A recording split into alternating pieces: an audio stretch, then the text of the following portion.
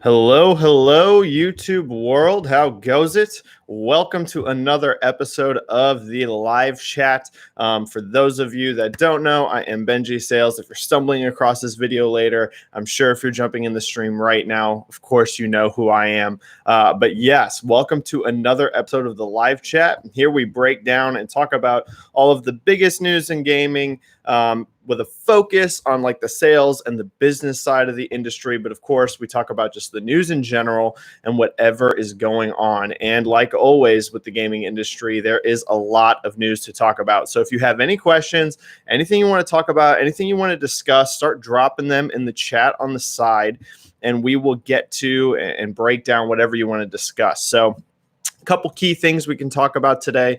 The PlayStation results are out for Q3, the holiday period ending at the end of December. There's a lot to talk about with that. Capcom has released their results for the same time frame. Square Enix, Sega, whole bunch of financial earnings we can break down. Also, hello everyone on the side that is saying hi. Also, Wonderful 101 just had a massive Kickstarter kickoff. It's doing crazy numbers. What that means, if other, major players in the industry are going to start using Kickstarter for something, we haven't seen something quite like this. We've seen a lot of Kickstarters, but Platinum Games, like a very established studio. It's been a bit of a unique thing here, how they're funding this. So we've got that we can talk about. We can talk about Dan Houser leaving Rockstar, what that means for Rockstar Games, one of the biggest developers in the entire industry. There's a lot. There's a lot to talk about. So let me know. Drop those questions in the chat, and we'll get going. First off, I'll kick off with the highlights on what exactly happened with PlayStation's earnings, because I feel like that's probably the biggest sales news. So we'll talk about that first. Well, it's a lot of good. And then a little bit, I don't want to say bad. I just want to say a little bit of, clear signs that this generation is winding down. So first of all, the PlayStation 4 shipped 6.1 million units this quarter, this last holiday season, compared to 8.1 million the year before. So it shipped 2 million less units. So that's a pretty big decrease. Hardware sales were down, software sales were down, profit was down, everything was down. But I don't want to paint this in a super bad picture, because we're coming off of 2018, which was an enormous year for PlayStation. It was their best ever. So this is actually their second best year. So it was going to be hard to match that in the first place, right? It's hard to match your best year ever 2 years in a row or to surpass it, especially this late in the cycle. So even though we're seeing a lot of declines in the PlayStation division, overall, it's still massively profitable. It's still hugely successful, but there are definitely signs that this generation is slowing down. That's the big takeaway here from it. The big wins for them were PlayStation Plus is at its peak subscriber count ever. They have more subs to PS Plus than they have ever had before. So that is a very, very encouraging sign. Still seeing growth on that end. Their digital revenue is just through the roof, which is helping profits, of course, a lot.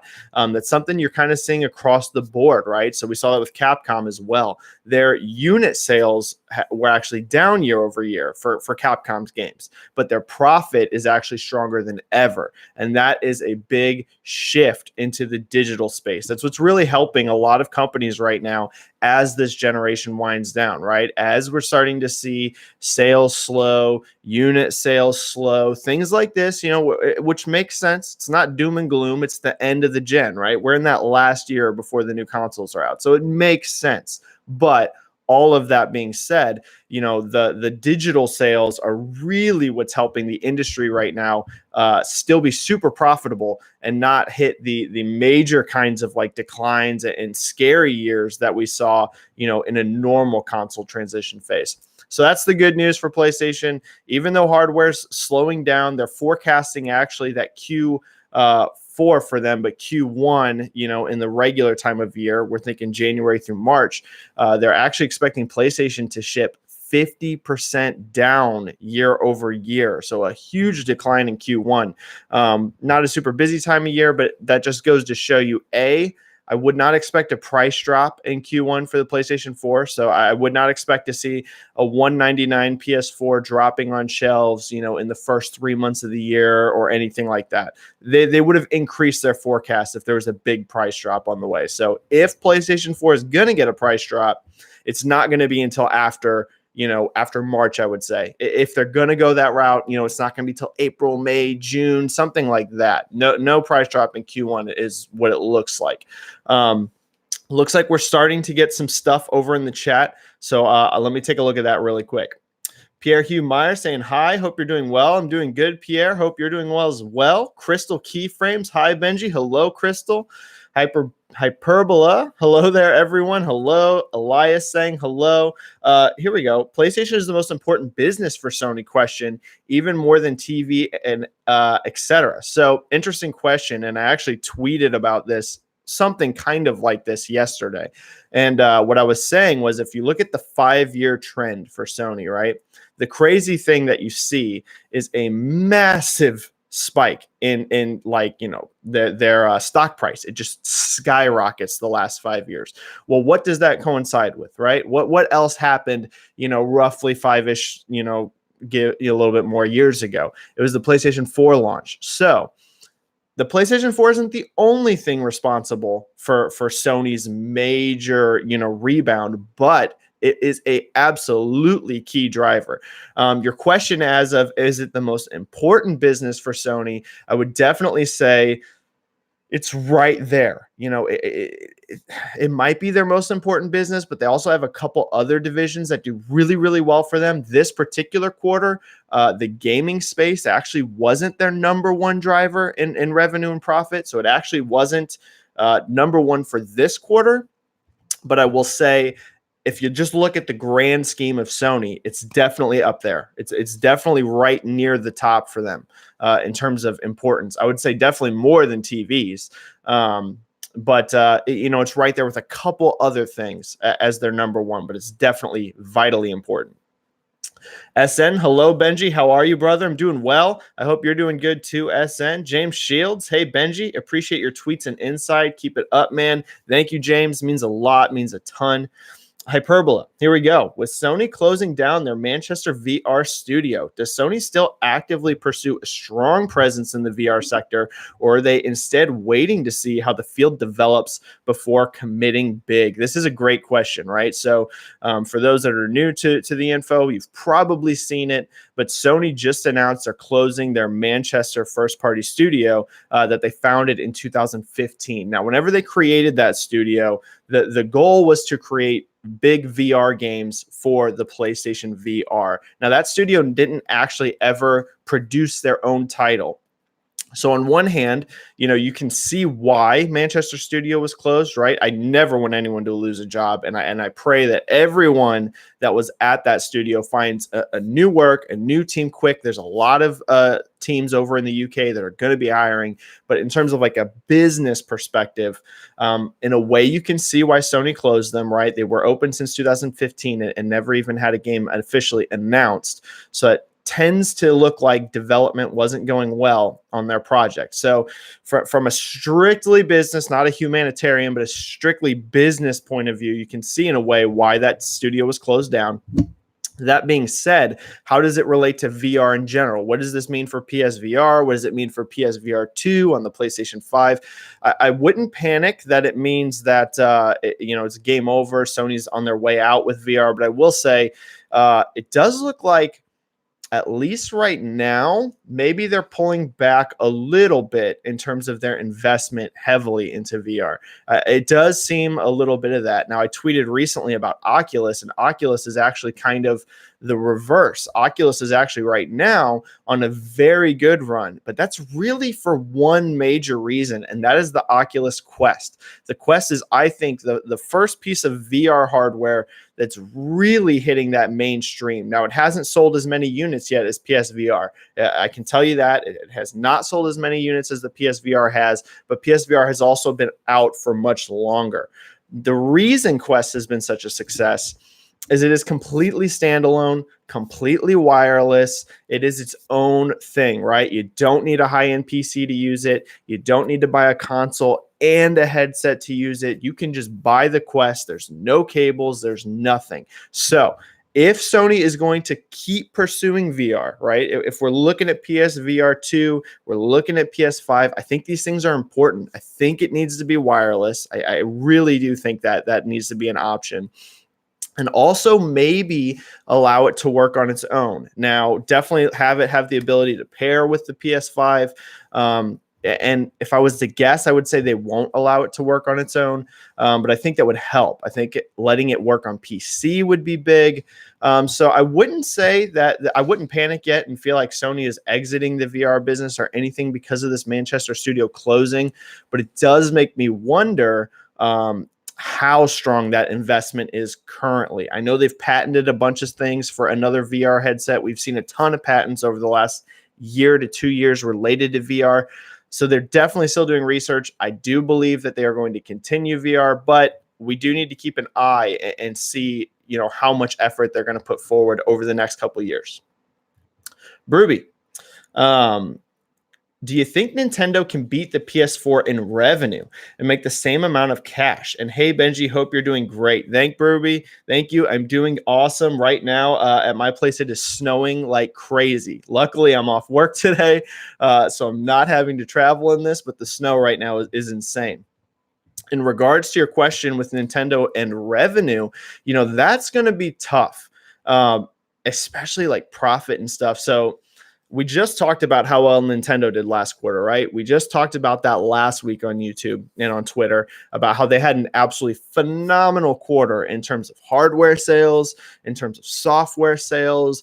Amazing, but they're still not producing the kind of money, and specifically with console gaming, especially like PlayStation is. And the biggest reason for that is PlayStation Network. Sony has turned PSN into an utter juggernaut. That's both in regards to PS Plus subs. That's in regards to how heavy people are buying games digitally. Sony announced it was almost 50% of all software sales on PlayStation were via digital download. That's huge. We're at the tipping point now. We're right there where it fully crosses over to digital being the number one way to buy software, not physical discs.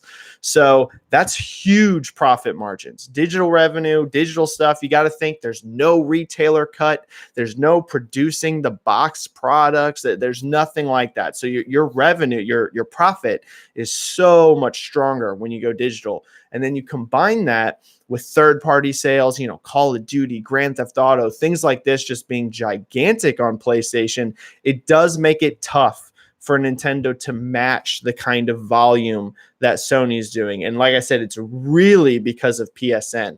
The hardware and everything is great. They make a lot of money and they sell a lot of hardware. But the reason Sony has become so dominant in terms of how much money they're making with PlayStation is those PS Plus subs, is those digital games. And Nintendo would have to get a lot more subscribers to Nintendo Online. They'd have to move a lot more money into digital channels, which they are growing, but they're just still not there yet compared to PlayStation. So, Burby, as of now, unless Nintendo really gets their mobile, skyrocketing, I think it's going to be tough to match the amount of money that PS4 generates. Elias Stapleton.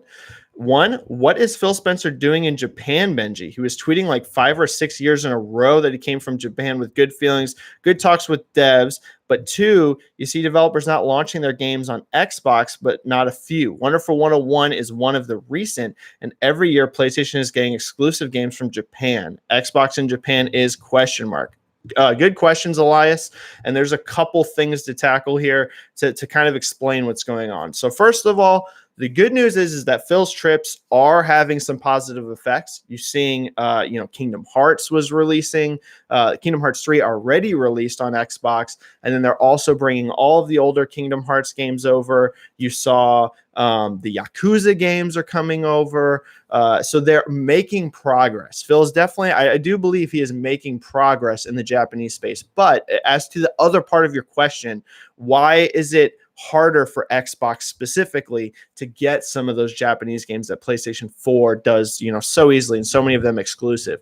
There's a really big reason for that, and that is because PlayStation is so much more dominant than Xbox in Japan specifically. Now, PlayStation 4 is a juggernaut worldwide. It's not doing as well as the Switches in Japan, but it's still doing mountains better than Xbox. Xbox just doesn't have that foothold in Japan. So when you're a developer, right, when you're a Japanese company, you're looking at the market around you. You're looking where you're from. The games you're making for a lot of these smaller Japanese companies do appeal to Japanese gamers first. Now, granted, they're growing worldwide, right? Like Yakuza is starting to get a lot bigger following globally than it used to. But for these kinds of companies, their bread and butter, their biggest market is in Japan. So it's a lot harder when you're a game company like that to just be like, I'm gonna develop, I'm gonna put a bunch of resources, I'm gonna make an Xbox game. It's just not as enticing, right? It's much easier to develop for the console that's big in your market.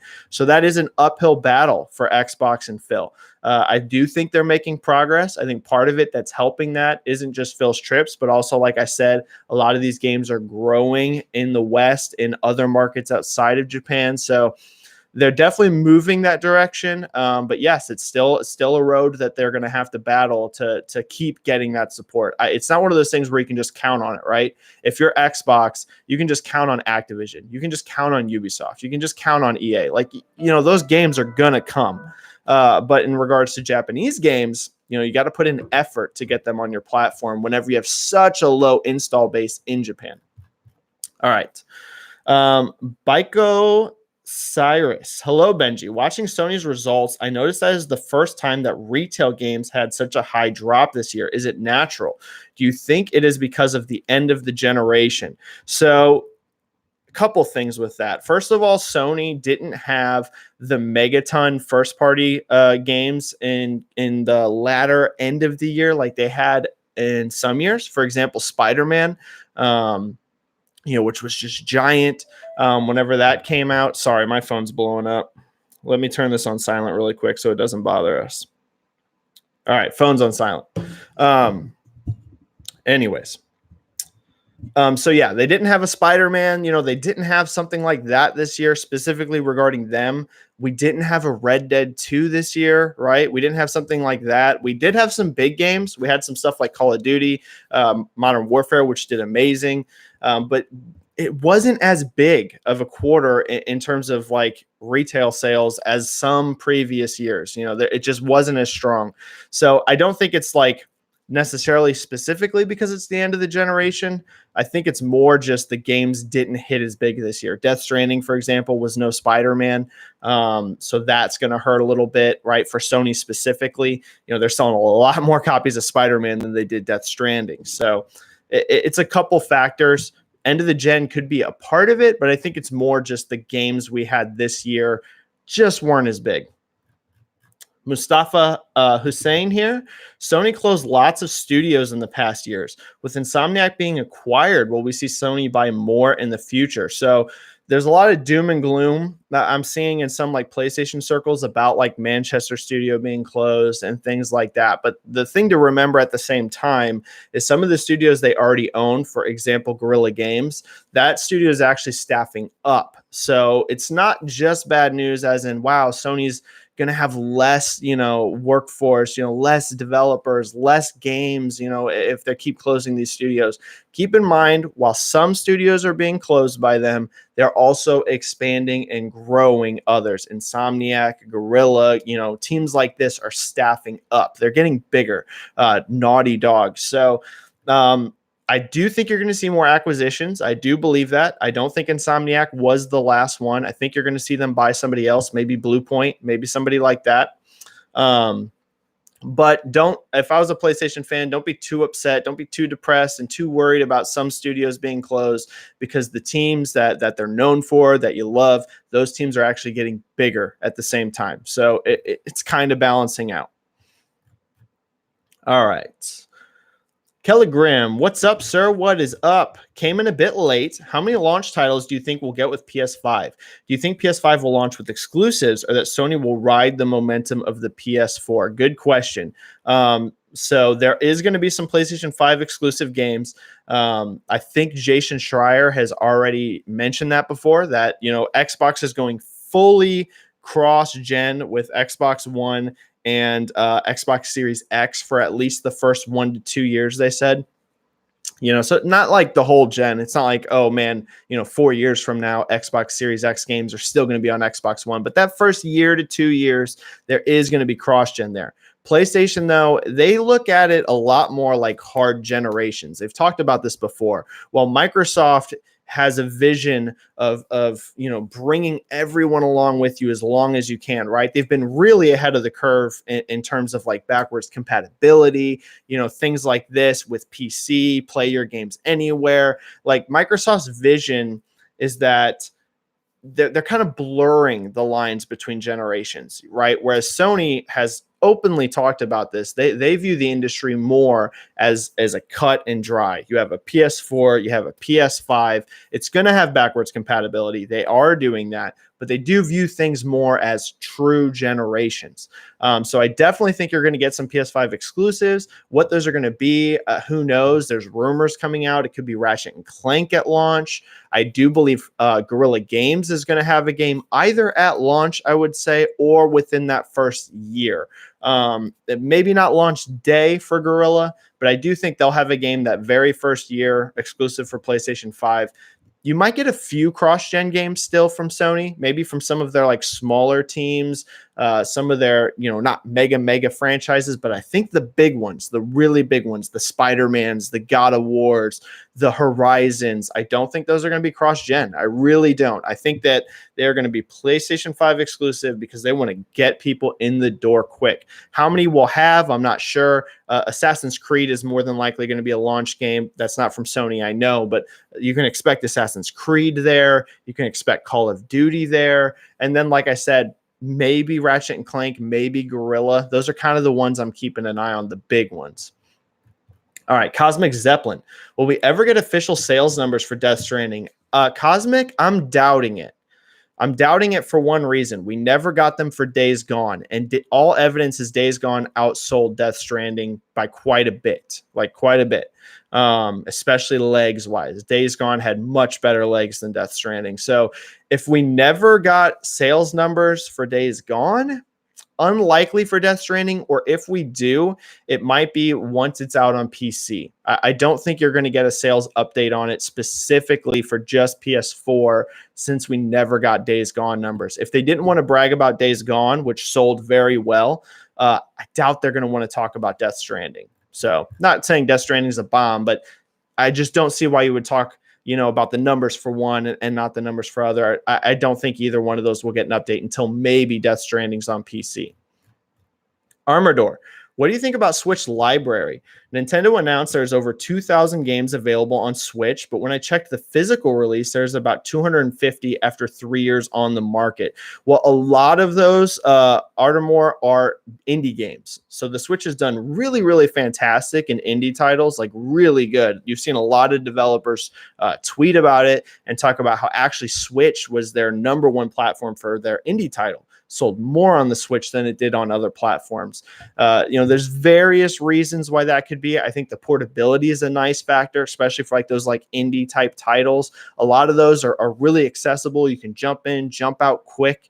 A lot of them are like platformers or Metroidvanias, things like this. I just think they lend themselves really well to the Switch.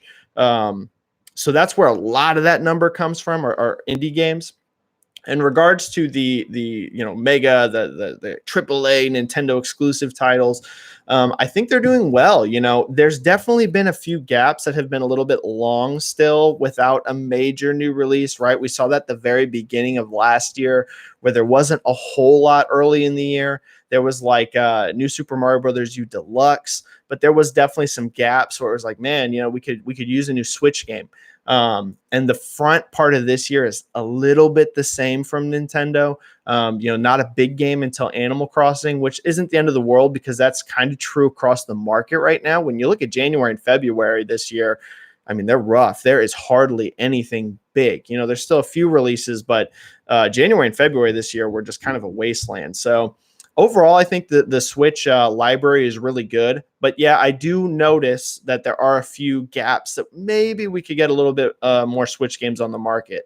If you remember, like last summer, that's really when Nintendo picked up. The summer through the end of the year, which is kind of weird because a lot of times the summer's slow, but that's when Nintendo was having Fire Emblem, Marvel Ultimate Alliance, Astral Chain, right? Remember, that's when it really ramped up. The first half of the year, though, was a little weak for them. So, yeah, hopefully we'll get a few more consistency moving forward.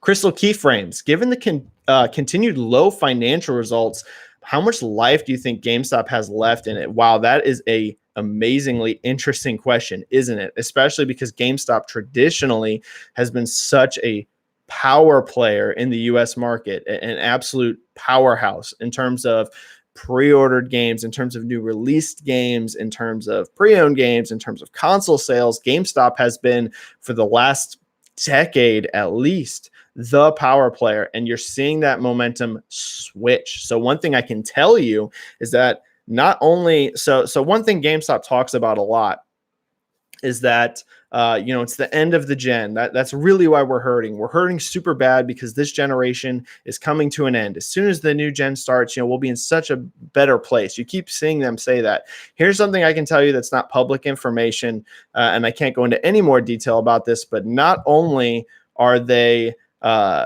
decreasing because the end of a generation, they're losing market share. So their actual market share, what percentage of what's still being sold, is also shrinking. So what does that mean?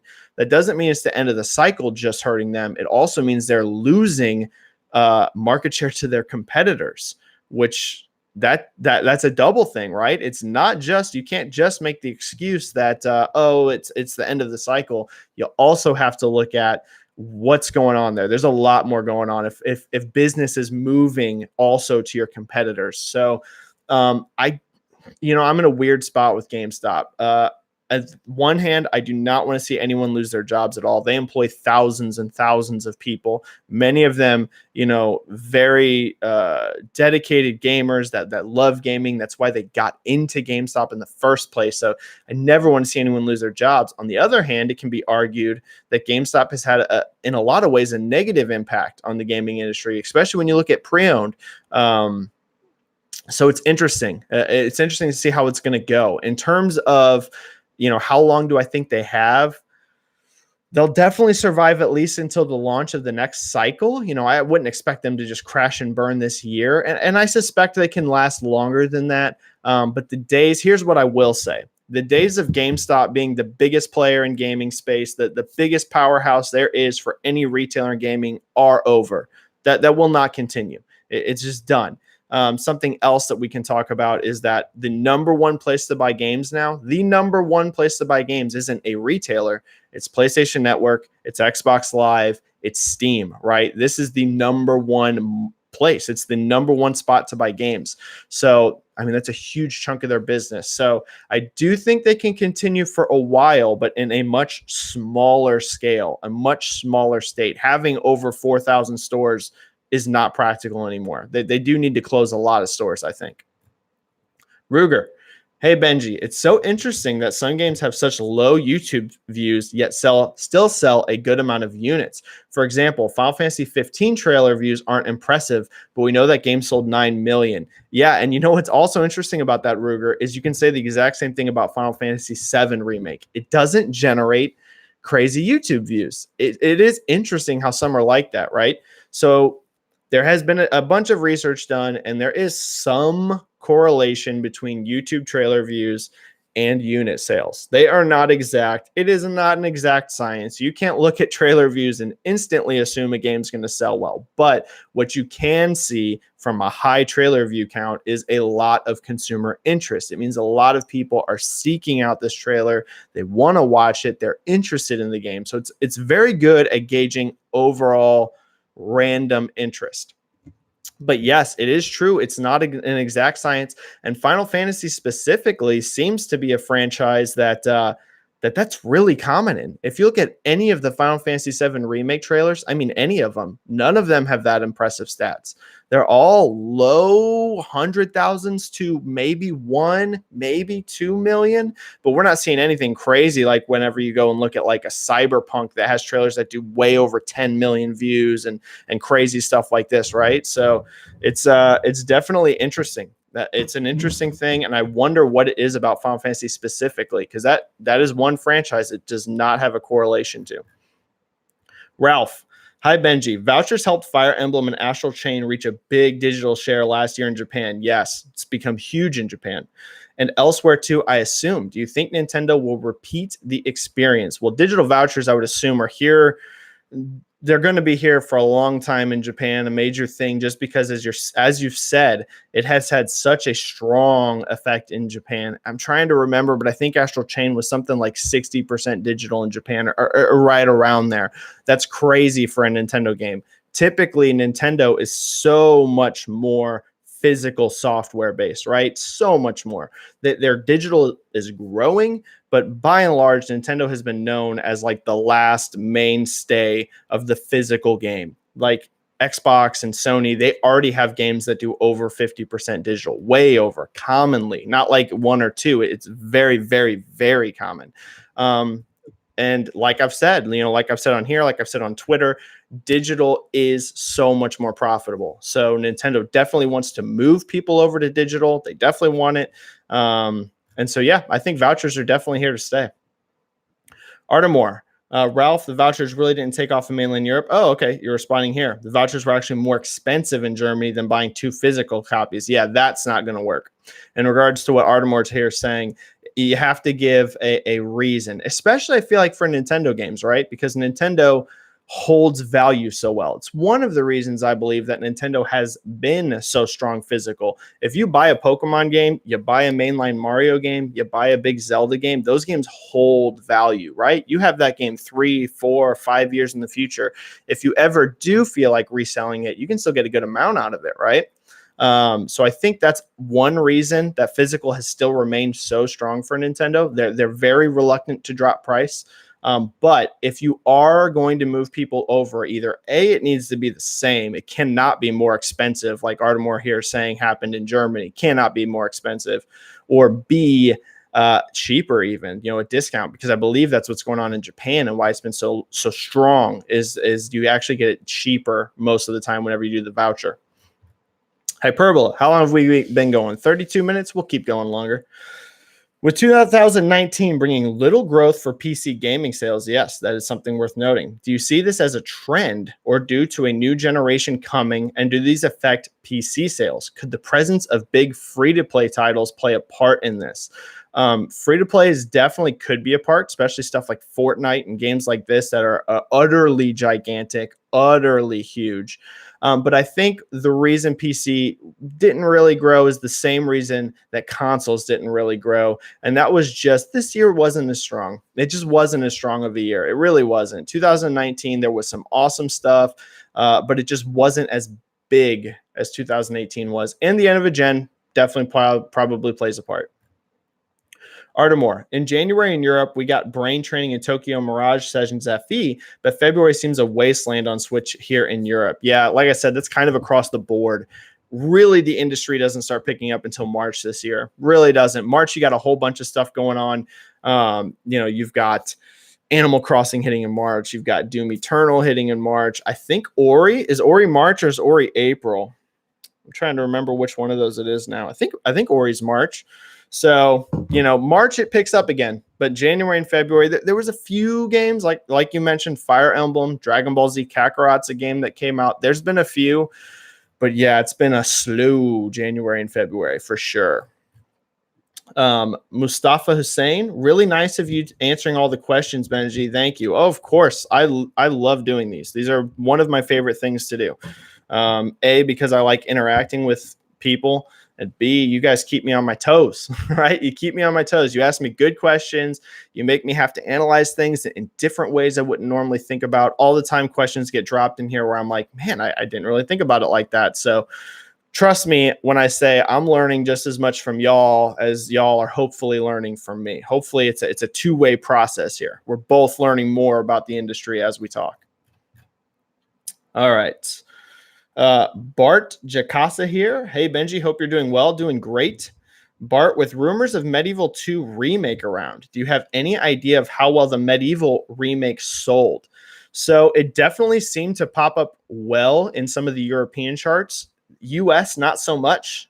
In fact, in the US, it kind of didn't chart much at all. Now, Medieval has a much stronger history in Europe generally, right? That was a game that just caught on more in Europe than it did in the US. So from the outside, just from looking at, I haven't talked to Sony about this. I don't know exactly their thoughts. Sometimes I'm lucky and sometimes these companies actually will tell me how they feel about something.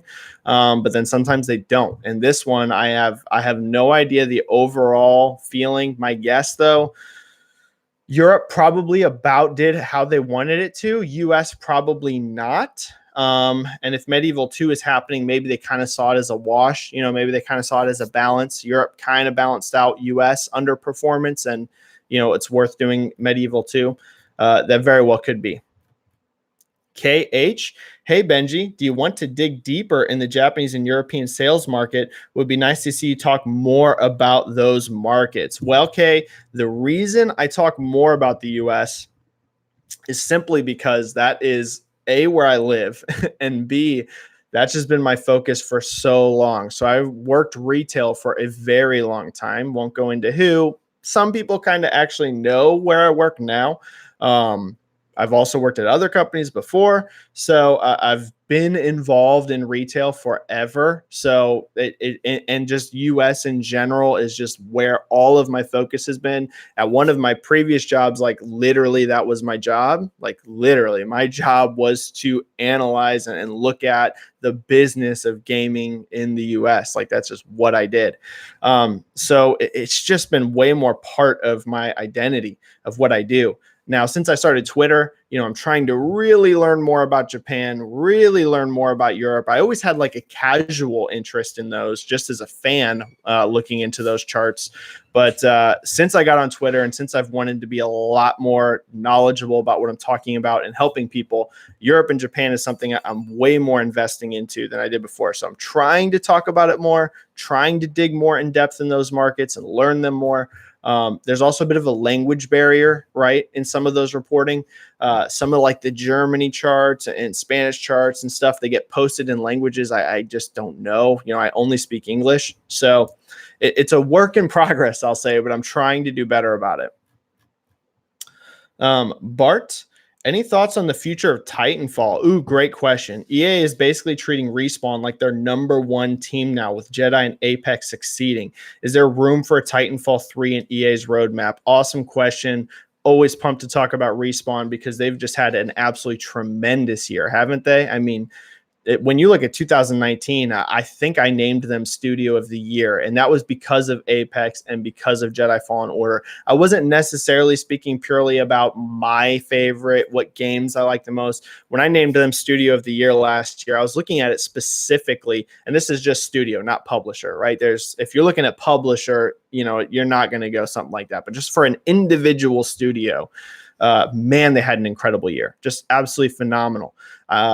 We know that, they are, yes, viewed as kind of the golden child right now at EA for how strong they're doing. We know Vince Zampella is getting a lot of power within EA, a lot of power. He oversees Respawn, and now he's also overseeing EA Dice, who's going to be rebranded. So Vince is becoming a power player at EA. I kind of get the vibe that EA will kind of give Vince free reign to do a lot of what he wants to do because he has proven himself, and Respawn have proven themselves with Apex and with Fallen Order now, which did insane. Fallen Order shattered EA's expectations. They wanted 6 to 8 million in sales by March.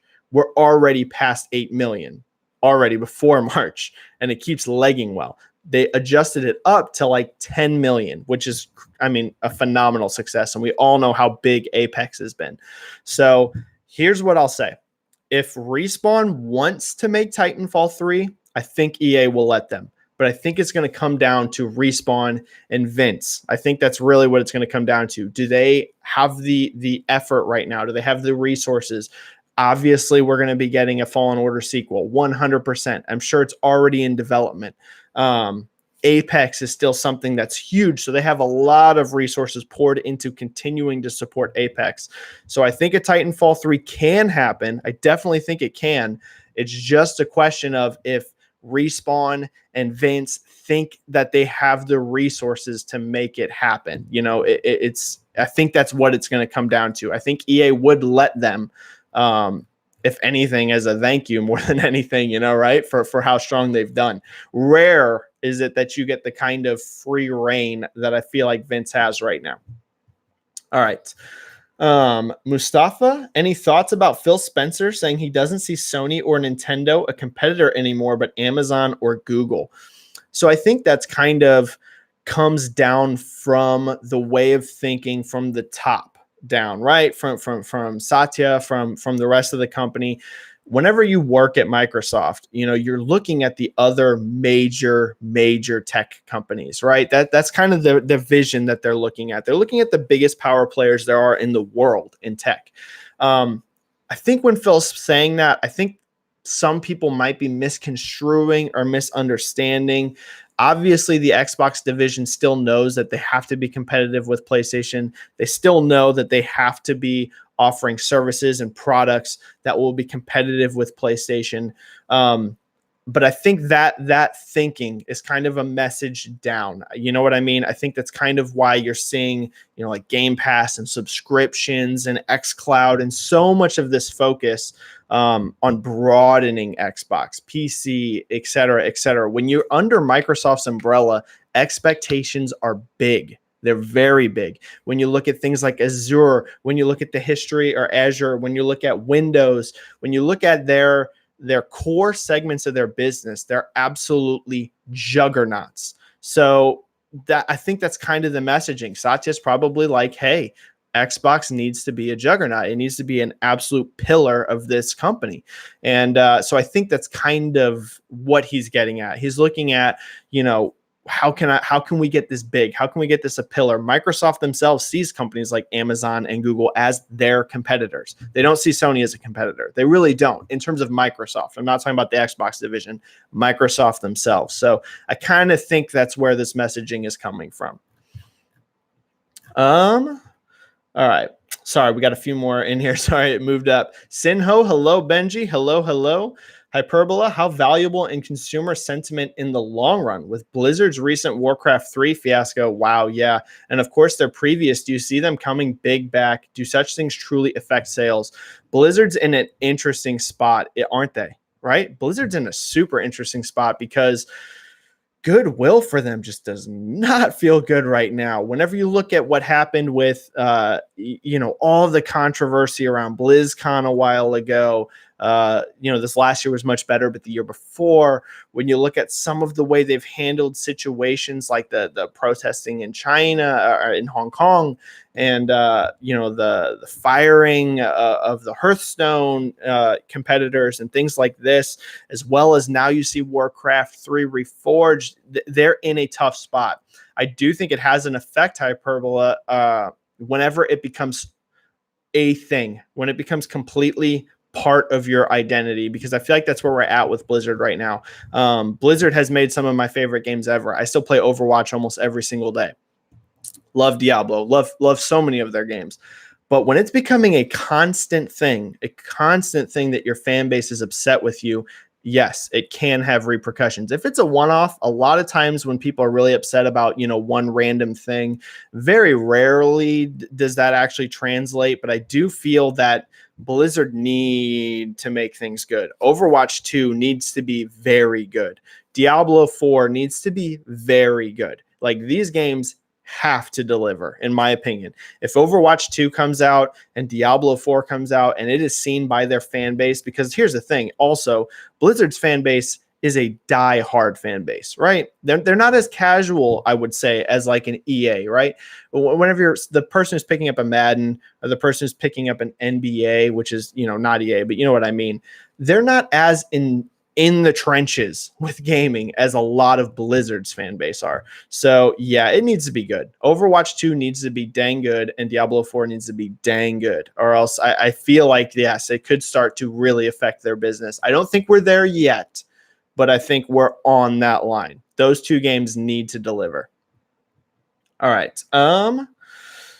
Mustafa here. Are you team February or March for the PS5 reveal? Well, I was full on team February, especially at the end of last year in January. I thought, oh, of course, worked perfect for the PS4. Why not repeat that? Now I don't think it's going to happen. The only way I think a February reveal is going to happen now is if they're doing a state of play. I think the idea of a press event in February is probably over, because we're already on February 5th. Whenever you have these big, huge press events, you have to put out invitations early enough that people can make travel arrangements, that people can book hotels, because for an event like this, people are going to be flying in from all over the country, all over the world. There will be press from Japan there. There will be press from Europe there. There will be press from the US. You need to get this out quick enough that people can book flights, people can book hotels, they can get all of this ready. Now that we're already at February 5th, I think it's unlikely that you get a press event in February. If they still try to squeeze it in, invitations need to go out like this week. So I think February is probably a lost cause for a press event. Maybe Sony's going to change it up. Maybe they're going to do a state of play. That kind of thing's totally different, right? You can drop a state of play whenever you want. Like literally, it's like a Nintendo Direct. You can drop that thing whenever you feel like. You don't need to invite press. But I feel like for the PS5, I'm still thinking that they're going to do a press event. I really do. I think that they want companies like Digital Foundry and companies like this to get hands-on. I have a feeling there's going to be some behind closed doors demos. I think they want to really get the messaging out there with the press. Hey, we played the PS5 a little bit. Here's what we saw, that kind of thing. So I think probably early March. Now, it's hard for me to believe they'll go past March. And there's one reason for that. I've talked about this on Twitter. GDC is in March. If you don't announce before March your exact specs, they're leaked. Just going to happen. Happened with the PS4 Pro because they actually didn't announce the specs until later. They didn't do the reveal event until I think September, if I remember right. Specs were already way out there specifically because of GDC. They leaked in April, I believe, from devs that saw it at GDC. So if they want to get the messaging across themselves, it's got to be before GDC. So right now, if I had to guess, I'd say early March. All right. Artemore, it's really hard to talk about game sales in Europe as a whole because there's no European or even European Union NPD-like organization. You have to really rely on country-based numbers. Exactly. That's one of the reasons why it's been harder for me to talk about it, because a lot of the times, the UK charts are super easy for me because it's all in English. But like Germany, when they post their charts, or Spain, when they post their charts, these are languages I'm not, fluent in. So it's harder to cover, but I'm trying to improve. Where are we at? 47. I'll go for 10 more minutes. 10 more minutes, and then we'll call the chat. It'll be like right at an hour there. Endo Kukin, with Sony not yet decided on price for PS5, do you think there's a small chance it could be $399? It's possible. I still don't lean that way. I still think it's going to be above $399, but it's definitely possible. That is an interesting comment, right? That they still haven't nailed the price down yet. I thought they would be there by now. Not crazy, not unheard of, right? Things can still shift, right? Production timelines, production capacity, things like this, they're not actually being built yet. We're close to it. Probably early summer is when PS5 retail kits will be being made. Early summer, but we're still not quite there. So there's still some things you can play around with. So I will say it's not unheard of for the price to not be set yet, but I am kind of surprised that they're not there yet, because they did say that. They said they're not sure. $399 is possible. I still don't lean there, but I hope so. Like, if you're asking me what I hope, man, I would be happy if it's $399, but I still lean probably towards 450 to 500. Artemore, but some of the countries even don't have game chart sales. Yeah, back to that. Dom's playing. Yo, what up, Dom? Sup, Benji? Keep up the good work. You too, Dom. Dom's a great guy. If you don't follow him on Twitter, Dom's playing on Twitter. He's a great dude. Talks about sales like me. Good guy. Good to see you here, Dom. Artemore. So if you want to know the sales of games in Europe, yeah, more about the Europe charts. I agree. I agree with all of it. Bart. Speaking of EA, it's weird in hindsight that Burnout Paradise was the only title they remastered. Yeah, how weird is that? Good call. Very strange we haven't seen more out of that effort, right? Was this to gauge interest in the Burnout franchise or for more remasters of EA's back catalog? My guess, Bart, total guess, I have zero inside knowledge on this. My guess is more to gauge Burnout, actually, than remasters, because I feel like if it was that, if they were like, hey, can we get a lot of money out of a remaster, I think they would have went bigger. I think you would have had a Dead Space remaster or a Mass Effect remaster. Not that Burnout's not big, but it's not like some of these ones that people have been begging for. Like people all the time I see on Twitter and other places saying, give us more Skate, give us more Dead Space, give us more Mass Effect, like the remaster of the original trilogy. I think if they were gonna go like specifically, this is about remasters, can we make money? I think they would have went bigger. I don't think Burnout is the one you test that with. I think you test it with a stronger, really beloved franchise. So my guess, as a total guess, was that came out as a way of gauging if Burnout interest is still alive. But it is weird we haven't seen more. Mass Effect seems like a literal payday just waiting, right? Like, it is crazy to be Mass Effect Trilogy never got remastered. That is insane. KH, thanks for answering all the questions and putting so much energy into the YouTube. Of course, K, of course. Wish you a lot of energy and all the best for keeping up the great work in the future. Thank you. It means a lot. Rough Diamond, hello. Thank you for your analytics. You're welcome. What do you think about Hangar 13? Will we see Mafia 4 someday? And Dan Hauser, we love you. Yeah, good two-part thing here. So Mafia 4, I do think is going to happen. I think that's probably likely. Mafia 3 shipped a lot of units, but I think if I recall correct, they actually saw that as an underperforming title, but it still sold a lot. So I do think Mafia 4 will be a thing. I really do. I definitely think you'll see another Mafia. In regards to the Dan Hauser news, that is insane. That is crazy. I don't think some people realize how vital Dan was to so many of Rockstar's games. He either was the writer or the co-writer on essentially every Grand Theft Auto, Red Dead Redemption 2, Bully. Rockstar is known for their stories, right? People love them for the crazy gameplay, the crazy over-the-topness, all of that too. But a core part of one of the reasons why people love Rockstar so much, they really love that heavy narrative focus they put on their titles, right? Even something like Grand Theft Auto 5, yes, there's a huge online component, and that's where all the post support has come from. But Grand Theft Auto 5 had an enormous single player campaign, huge, with a ton of dialogue, a ton of characters. Same thing with Red Dead 2. After the massive success of Grand Theft Auto Online, they could have easily, pared back Red Dead 2. They could have really made the single player a much shorter experience and really just poured all their resources into the online. But no, they still gave you a gigantic single player game.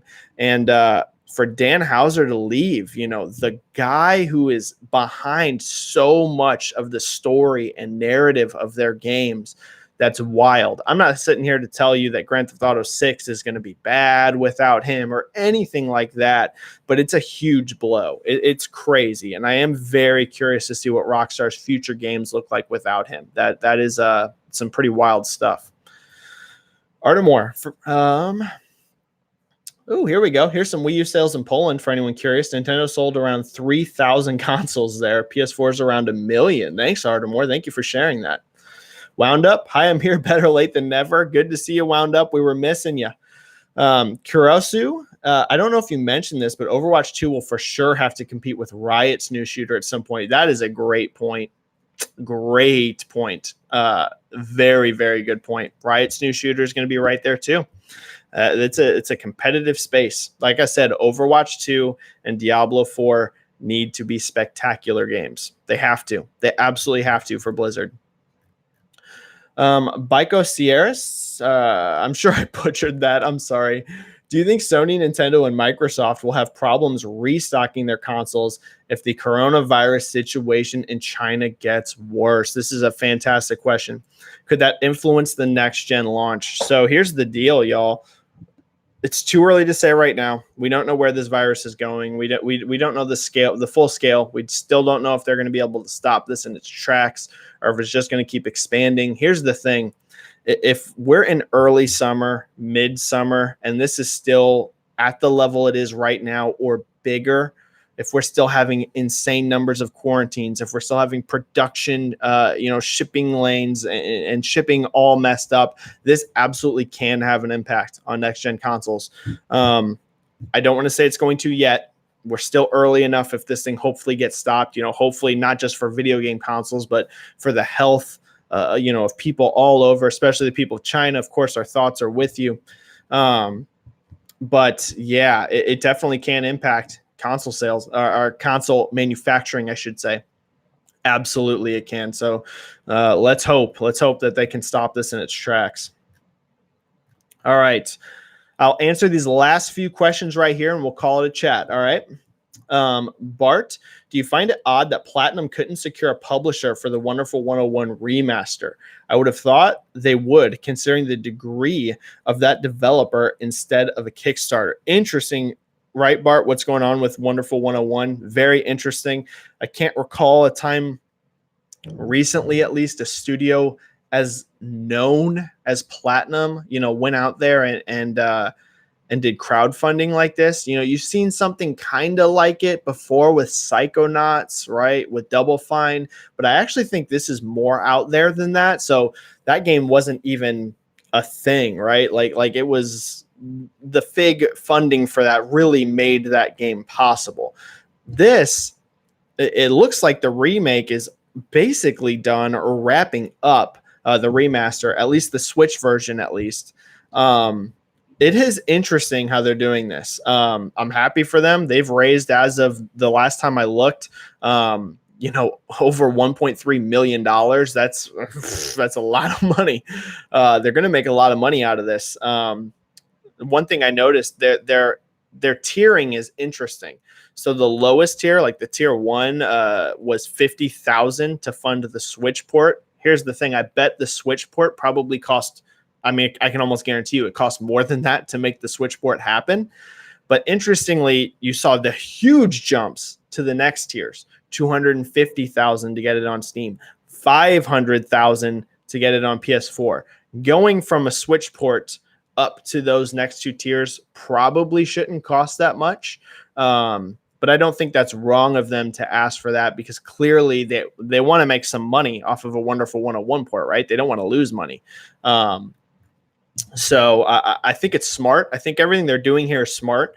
But it is interesting, right? It's definitely interesting. I haven't seen anything quite like this. Caruso, I have heard somewhere, though, that Sony is waiting for Xbox Series X to set their price. Yeah, so that was a headline that just went out.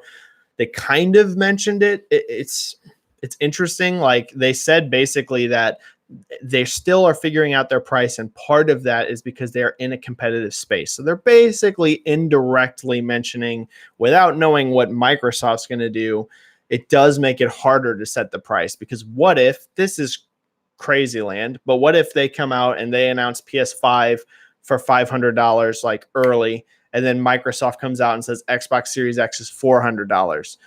Don't anticipate that. In fact, if anything, I'm betting that the Xbox is more expensive just from what we know about it. It sounds like Xbox Series X might be more powerful than PlayStation 5. Still not a known thing. It's just the rumors are looking like it might.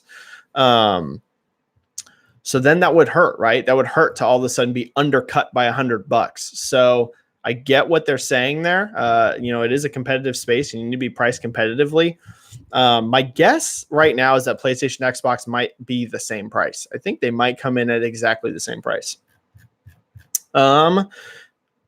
Got a couple minutes left to answer a few more. Pierre's, do you think we could have a Mass Effect 1 Kiwami, the first game, but not only a remaster, but a complete remake of the game? And the enhancements of Mass Effect 2 and 3. I think it'd be a brilliant move. We've seen remakes and remasters have strong sales. Look at what happened with Resident Evil 2, right?